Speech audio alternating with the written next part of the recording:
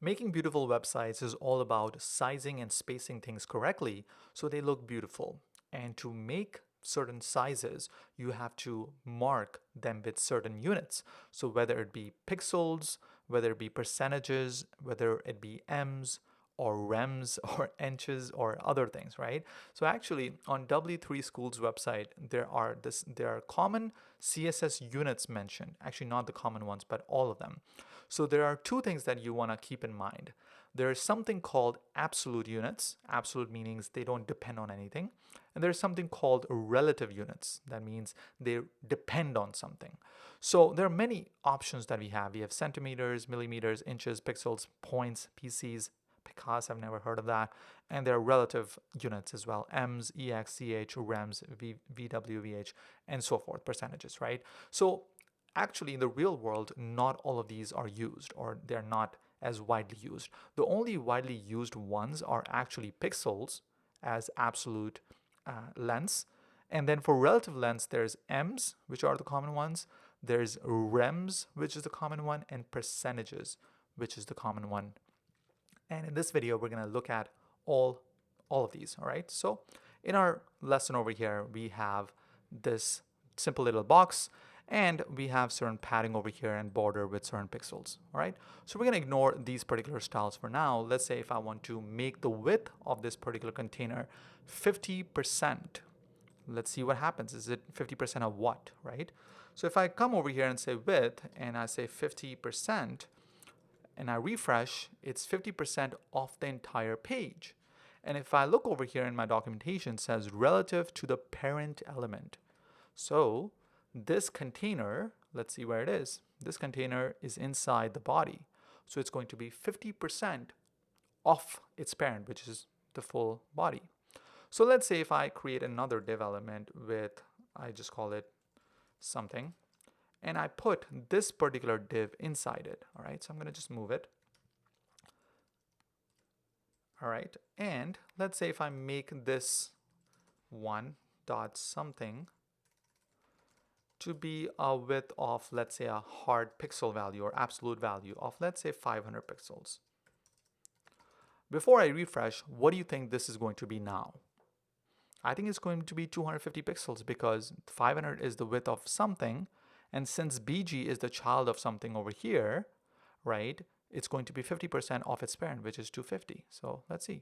If I save, refresh, and it seems like it's 250. So if I make it actually big or I make it small, it's going to remain 250, which is the size of its parent. So if I actually just right click and inspect, and I make this big, and I come over here, it is computed as 250 pixels. Perfect, right? So that is the way you size elements. Now, the good interesting part that I want to share with you is about the units of ems and rems. All right, so let's see what it is. Ems and rems are both relative value. So let's first look at what does the documentation say. M, it says relative to the font size of the element.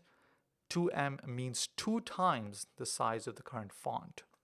So the M unit is actually the relative size of the font of that particular container or whatever inherited font size it has. So let's say in over here, we want to make this. So we're going to forget, we're going to just keep the something example as is.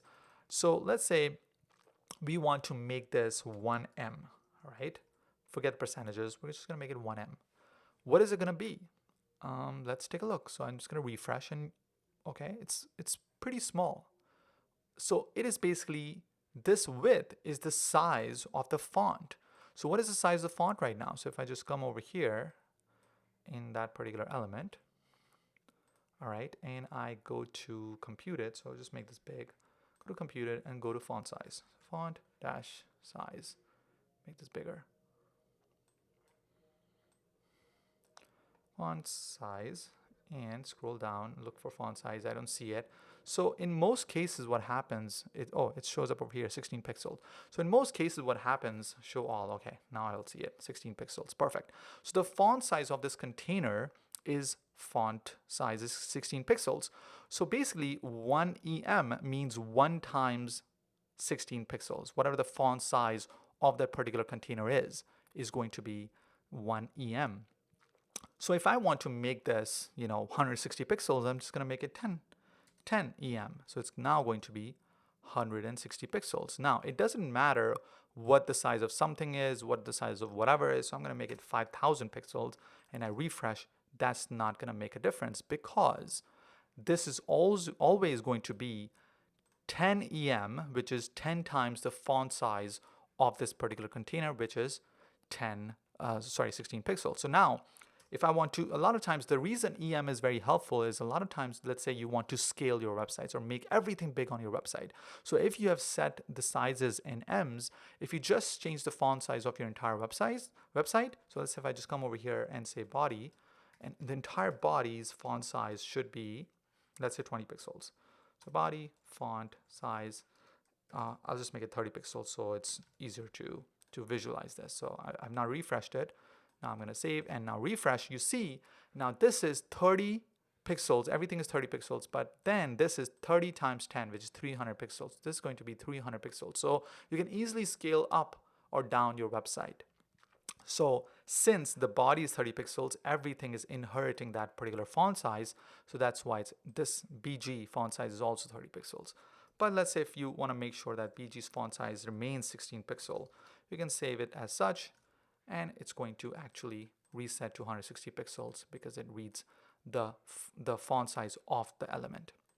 Now, this may be difficult for you to digest because you do not have experience building websites. So do not worry about it if the significance is not seen to you right now. It's okay. You can stick with pixels and percentages for now.